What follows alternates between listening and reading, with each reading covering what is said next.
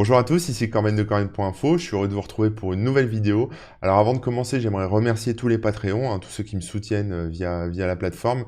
C'est vraiment très très cool, c'est grâce à vous que je peux faire ces vidéos. Et puis je vois que à chaque fois que je publie une nouvelle vidéo sur YouTube qui est libérée au fur et à mesure, d'autres nous rejoignent, donc ça c'est cool, la communauté grossit et ça me permet comme ça de vous faire les newsletters quotidiennes, de vous faire les vidéos et voilà, et je trouve qu'il y a plutôt une bonne ambiance, ça se passe bien, donc moi je suis très content de ce système. Je voudrais aujourd'hui vous parler plutôt de la double authentification et notamment des risques liés à votre carte SIM. Ça sera pas une vidéo un peu tuto classique, ça va être juste moi qui vous explique des trucs. J'aimerais avoir vos retours aussi par rapport à ça, savoir un peu ce que vous en pensez. Vous aurez peut-être d'autres conseils à rajouter suite à ça. N'hésitez pas à utiliser l'espace commentaire en dessous de la vidéo pour le faire, il n'y a pas de souci. Euh, pour résumer un peu l'histoire, il y a des risques en fait qui sont inhérents à l'utilisation d'une carte SIM comme moyen de double authentification et l'idée c'est un peu de faire le tour de tout ça et puis de vous montrer qu'il existe d'autres solutions et vous expliquer un peu comment procèdent les affreux pirates pour mettre la main sur votre carte SIM.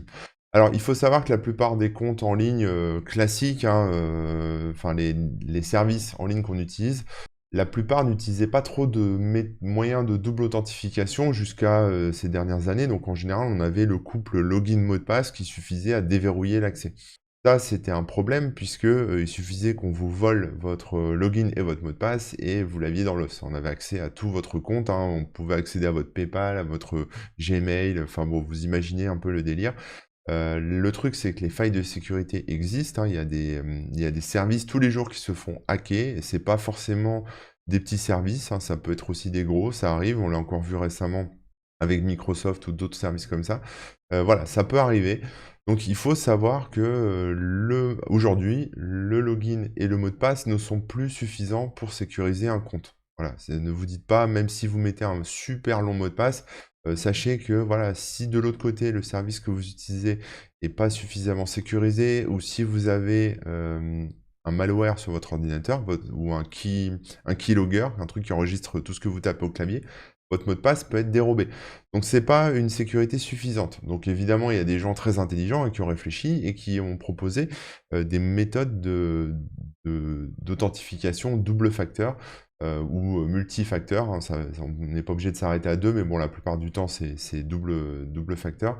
L'idée, c'est quoi? C'est d'avoir le login, le mot de passe, plus, en second facteur d'authentification, un code. Alors ce code, actuellement, je parle dans l'état actuel de la plupart des services, mais ce code peut être transmis, enfin, peut être, on va dire, généré par un moyen physique, ça peut être une clé d'authentification, parfois il y a des petits modules, on va dire, hardware qui permettent de générer les codes, mais les gens ne sont pas équipés avec ça, la plupart du temps, les gens ont juste leur smartphone. Et ce code est accessible via deux moyens principaux, la carte SIM ou enfin l'envoi du code par SMS, donc via la carte SIM, ou l'envoi du code via une application dédiée. Alors c'est une application qui soit génère le code de manière parfaitement offline, soit une application qui vous met une petite alerte et vous cliquez sur approuver. Par exemple, ça c'est ce que j'ai avec ma banque. Quand je me connecte sur ma banque, j'ai l'application de ma banque qui m'envoie un message et me dit attention, connexion, est-ce que tu approuves ou pas? Si je fais oui, bon la connexion est approuvée. Donc en gros, il y a à peu près ces trois méthodes-là. Il faut savoir que la plupart des gens privilégient le code par SMS parce que c'est facile, ils reçoivent un petit code en SMS, c'est immédiat et ils n'ont pas à se prendre la tête. Mais le problème en fait avec du code par SMS, c'est que c'est pas une bonne méthode, enfin c'est mon avis, faut avoir un avis différent, mais c'est pas une bonne méthode pour faire de la double authentification. Pourquoi je dis ça? Parce que tout simplement la carte SIM, elle peut être «dérobée» entre guillemets. C'est-à-dire qu'on peut se faire passer pour vous et récupérer la carte SIM. Alors ça, je vais rentrer un peu plus dans le détail, mais comme votre carte SIM est liée à votre opérateur, il y a plein de risques en fait qui sont liés à ça, puisque ça ne vous appartient pas. Déjà, il est possible qu'un jour, votre numéro de téléphone soit réattribué. Donc vous perdez en fait, votre accès à votre numéro de téléphone. Donc mécaniquement, vous perdez, la possibilité de recevoir un code de double authentification. Il faut savoir que souvent dans certains services, enfin pas souvent, mais dans la plupart des services, on va dire un peu sérieux, si vous perdez votre code, on peut toujours, quelque part, vous pouvez toujours récupérer votre compte. Vous justifiez de votre identité, vous passez enfin voilà, vous contactez le service client et vous avez moyen, par des méthodes moyens détournés d'accéder à votre compte quand même. C'est-à-dire avoir un nouveau code, de double authentification et cetera. Le problème, c'est que si vous pouvez le faire avec votre carte d'identité, un attaquant peut également le faire avec une fausse carte d'identité de vous. Voilà, donc c'est pas forcément quelque chose qui est idéal. Certains services qui mettent la sécurité en avant, le plus possible, donc je pense par exemple à des services qui sont liés aux crypto-monnaies, heu, empêchent ça. C'est-à-dire que si vous perdez, votre code de double authentification, vous l'avez dans l'os. Vous ne pourrez plus jamais accéder à votre compte. Ou alors si c'est un service qui propose par exemple du stockage de mots de passe, vous perdrez accès à votre compte, vous pouvez le récupérer en contactant le service client, mais votre compte sera vidé de son contenu. Évidemment, ça permet d'éviter qu'un hacker puisse, avoir accès au contenu existant dans le compte. Donc en fait, ça dépend vraiment de la politique des services que vous utilisez. Donc, bon, déjà, voilà, il y a ce risque-là, en fait, de perdre son numéro de téléphone. Ça peut vous paraître con, mais ça peut arriver. Voilà, il y a une chance sur, pas beaucoup, hein, c'est vraiment, très peu, mais il suffit que vous oubliez de payer les factures ou c'est un numéro que vous n'utilisiez plus et ou même vous basculez de forfait, vous changez de numéro, vous n'y pensez pas et 1 an plus tard, vous voulez retourner sur ce service que sur lequel vous n'allez pas souvent, bah, vous l'avez dans l'os, en fait. Donc le numéro de téléphone, quelque part, il est, super important. Maintenant, il y a aussi, bah, le fait que ce soit une carte SIM, ça vous expose à différentes techniques.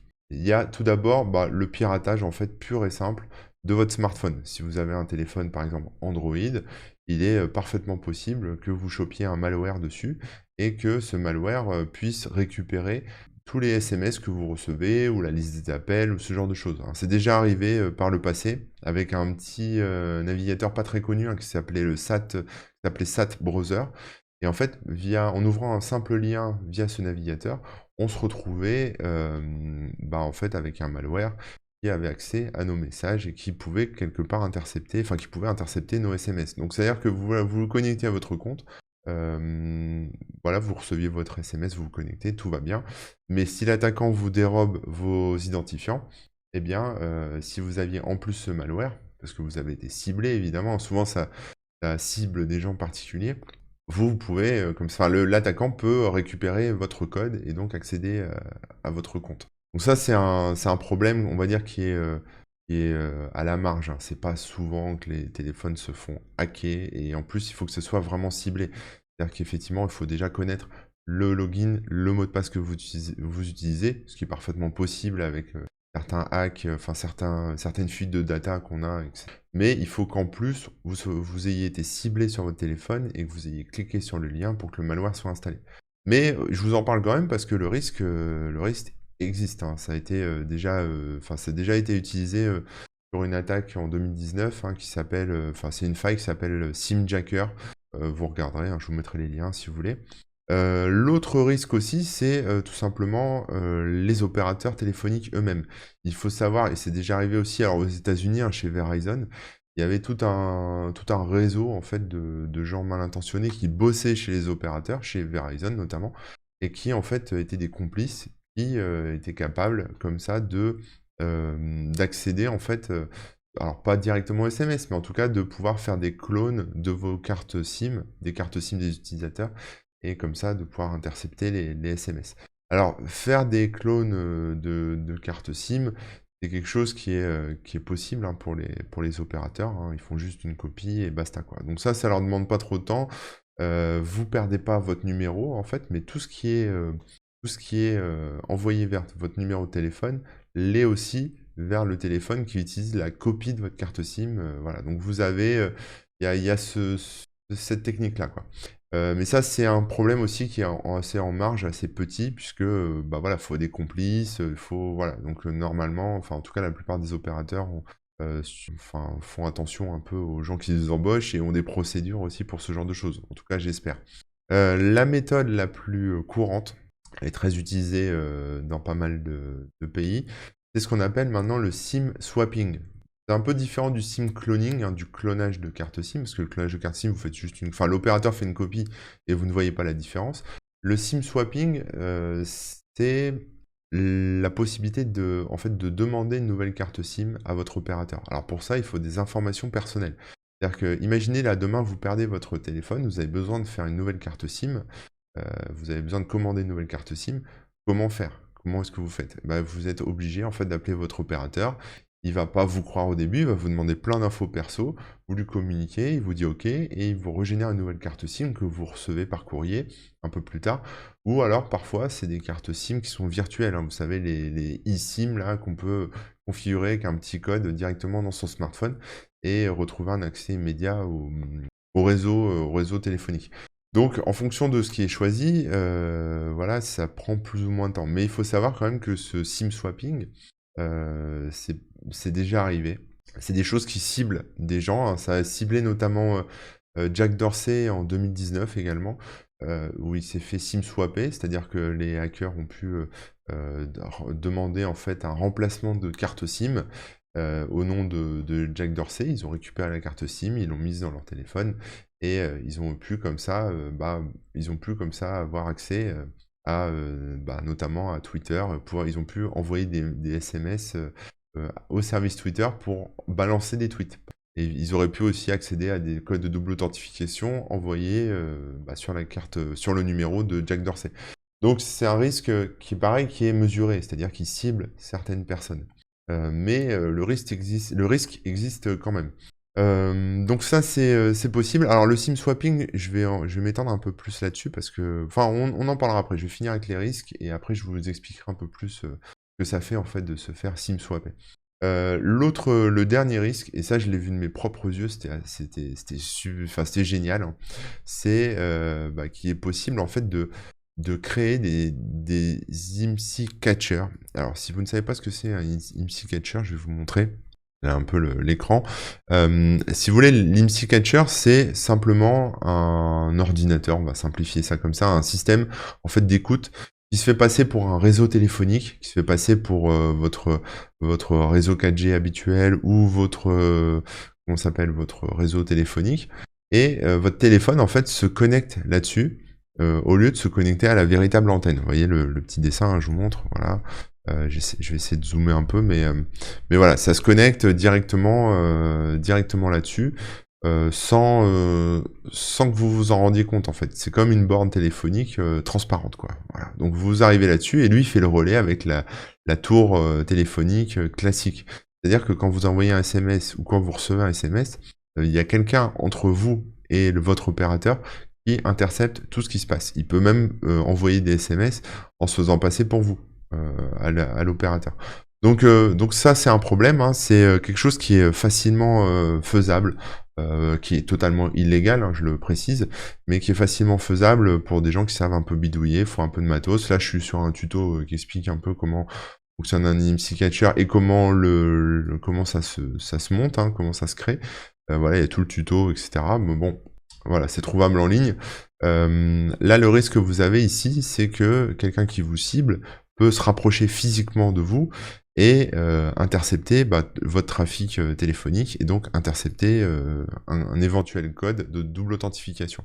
Voilà, donc ça c'est encore un risque existant et voilà, c'est on va dire à peu près tous les risques possibles, hein, le malware, l'interception, le fait de faire du clonage de carte SIM, le fait de pouvoir swapper votre carte SIM, etc. Ce sont des risques réels. Mais on reste toujours dans le domaine du ciblé, il ne faut pas l'oublier. Donc c'est pour ça que vous avez quand même, enfin si vous êtes monsieur, madame, tout le monde, ce qui est dans la plupart des cas vrai, à moins que vous ayez un ennemi particulier qui ne vous aime pas et qui veut on va dire, vous récupérer un code précis, il y a peu de chances que, même quand c'est un ciblage, on va dire, un peu random avec un malware, il faudrait quand même déjà avoir les infos, etc., quoi. Donc, je dis pas que c'est impossible, hein, parce que quand, par exemple, vous inscrivez sur un site web, vous mettez en général votre adresse email, vous mettez votre adresse postale, vous mettez votre adresse, enfin votre numéro de téléphone. Et donc, quelque part, un attaquant, même s'il ne vous connaît pas, il a toutes les infos, en fait, pour faire un SIM swapping. Il peut appeler votre opérateur et commander une nouvelle carte SIM, etc. Là, ce qui nous sauve, hein, clairement là-dessus, c'est que la plupart des gens qui font ça, sont des gens qui parlent anglais. Ils font pas ça, voilà, c'est pas des gens qui parlent français pour cibler des Français et cetera, de manière random. Ça se pratique beaucoup aux États-Unis et dans les pays anglophones. Maintenant, voilà, on n'est pas à l'abri, il faut savoir que le risque existe. Comment ça se passe un SIM swapping concrètement? Comment est-ce que vous pouvez savoir que vous êtes, SIM swappé, que quelqu'un a dupliqué, enfin a, fait un échange, un remplacement de votre carte SIM?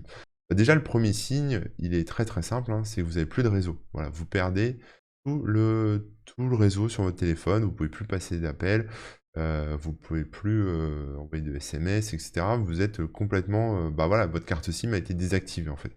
Donc là, déjà, si vous voyez ça sur votre smartphone, faut que ça vous fasse, un petit, heu, un petit alerte rouge, quoi. Ne vous dites pas: «Je m'en occuperai plus tard», quoi. Essayez peut-être de rebooter le téléphone s'il y a un plantage, mais appelez immédiatement votre opérateur pour lui demander ce qui se passe, quoi. Donc, histoire de stopper, le problème en urgence, voilà, s'il y a un vrai souci, quoi. Surveillez également tout ce qui est alerte tiers. C'est-à-dire que, parfois, quand justement on se fait SIM swapper, on fait pas forcément gaffe à son téléphone, donc on voit pas tout de suite qu'il y a une perte de réseau, mais on va recevoir un email qui nous dit: «Ah bah tiens, tu t'es connecté sur ton compte» ou, «Un nouvel appareil a accédé à ton compte», et cetera, et cetera. Donc ça, c'est aussi des alertes que vous recevez souvent par email, mais qui vous mettent un peu la puce à l'oreille, comme quoi quelqu'un est en train d'utiliser votre compte, et cetera. Donc ça, bah, c'est un signe auquel vous devez aussi, prêter attention, voilà, c'est assez, ça peut être assez grave, quoi. Voilà, globalement, c'est ça. Maintenant, pour un peu conclure cette vidéo, comment on se protège du SIM swapping?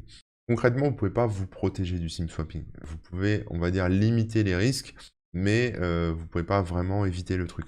Le premier conseil que je pourrais vous donner, c'est déjà d'éviter de mettre toutes vos infos, publiques, enfin toutes vos infos perso en public.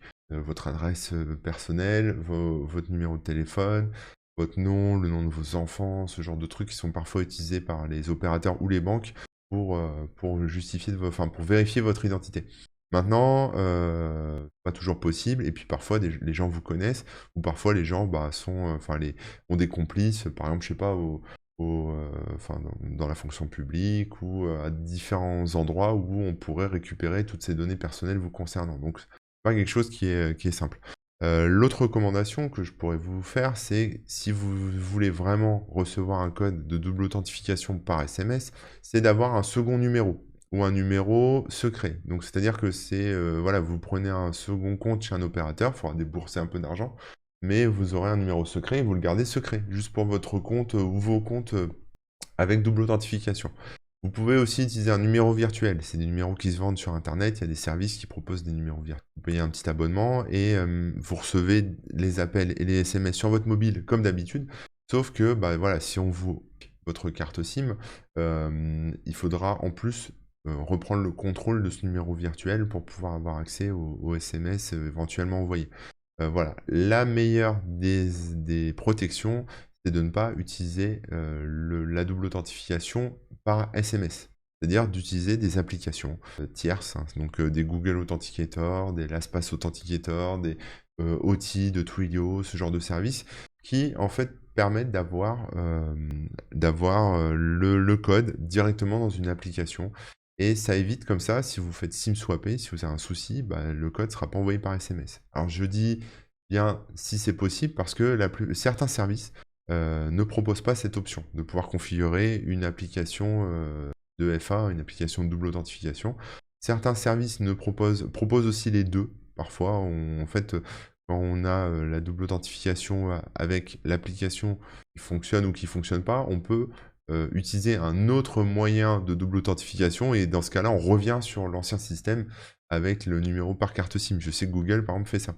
C'est pas l'idéal, donc si vous pouvez le faire, désactivez, la récupération du code par SMS. Voilà, si c'est possible. Si c'est pas possible, bah, il y a les 2 méthodes. Concrètement, si on veut SIM-swap, on peut utiliser la seconde méthode, par SMS, donc même si vous avez configuré une app de double authentification, vous l'avez dans l'os. Donc c'est compliqué, si vous voulez, parce que ça dépend vraiment du service que vous utilisez et cetera. Donc voilà. Il y a aussi chez les opérateurs, chez certains opérateurs ou chez certains services, la possibilité de mettre en place des alertes supplémentaires. soit, recevoir un SMS, pas un SMS pardon, recevoir un email quand, il y a un accès à votre compte, quand, on a demandé une nouvelle carte SIM, et cetera et cetera. Donc c'est des mesures un peu extra, soit pour avoir des alertes, soit pour avoir des confirmations, des doubles confirmations, en se faisant par exemple rappeler par sa banque et cetera. Mais tous ne proposent pas, ce genre de système. Donc voilà, c'est aussi un risque, enfin voilà, c'est aussi un problème, quoi. Mais globalement, voilà comment ça se passe pour la partie sécurisation par code, enfin par code envoyé par SIM, envoyé sur votre SIM. Hem, un truc aussi qui existe, hein, c'est souvent, hein, mais c'est souvent ça, hein, c'est que, parfois, l'attaque vient de l'intérieur, hein. Ça vient de vos amis, de vos collègues, de votre famille et cetera, et eux ont accès, en fait, ont un accès direct à votre téléphone. Ils peuvent, comme ça, recevoir un code et prendre votre téléphone et se faire passer pour vous et cetera. Donc là, sans tomber dans la parano, mettez quand même un mot de passe sur votre téléphone, protégez votre carte SIM avec un code PIN, évitez les codes à la con, genre votre date de naissance et ce genre de trucs, mais bon, c'est pas à vous que je vais apprendre ça. Mais voilà, essayez d'éviter d'utiliser le même mot de passe partout, ce genre de petites choses que vous pouvez mettre en place, pour éviter ça, quoi. Donc voilà, je sais que, ça arrive de plus en plus, en fait, ce type de fraude, hein, par carte SIM. Beaucoup aux États-Unis évidemment, mais ça se développe parce que, bah, pour la simple et bonne raison que, nos moyens de paiement évoluent, hein. Ça cible surtout des systèmes de paiement, et comme nos moyens de paiement évoluent, on paye de plus en plus avec son smartphone, on paye de plus en plus, voilà, en crypto-monnaie, ce genre de choses. Donc forcément, c'est lié à des applis, c'est lié à des services en ligne et ce genre de choses. Donc évidemment les voleurs, les cambrioleurs, les cybercambrioleurs, essayent, bah, par tous les moyens de récupérer ces codes de double authentification. Voilà, donc là sur, bah, j'ai fini en fait, hein, sur le petit topo. Si j'ai encore des conseils à vous donner, c'est, bah, de faire attention à votre numéro de téléphone, à votre carte SIM, de, prendre un peu de temps pour sécuriser vos comptes en désactivant par exemple la double authentification par carte SIM et en basculant sur une double authentification avec, le numéro de téléphone, enfin avec l'application. Je voudrais faire une petite parenthèse sur Twilio aussi parce que les gens ne le savent pas, mais en fait, Twilio c'est une application, enfin Twilio pardon, sur, Authy. Authy c'est une application, qui est éditée par, Twilio. Une application qui fait de la double authentification aussi, un peu comme, Google Authenticator. Google Authenticator a ce problème, c'est-à-dire que si vous perdez, l'application, si vous la désinstallez, si vous perdez, votre téléphone, il n'y a pas de backup en fait de votre double authentification, donc il faudra avoir conservé les QR codes ou les codes, de double authentification pour pouvoir les remettre dans votre appli, si jamais vous avez un souci. Twilio, eux, ils essayent d'un peu de mixer tout ça. C'est-à-dire à la fois de vous proposer un truc sécurisé et à la fois de vous proposer, quelque chose qui est, safe si jamais vous perdez votre téléphone. Alors, Authy, comment ça se passe? Bah, vous mettez vos codes dans Authy, très bien.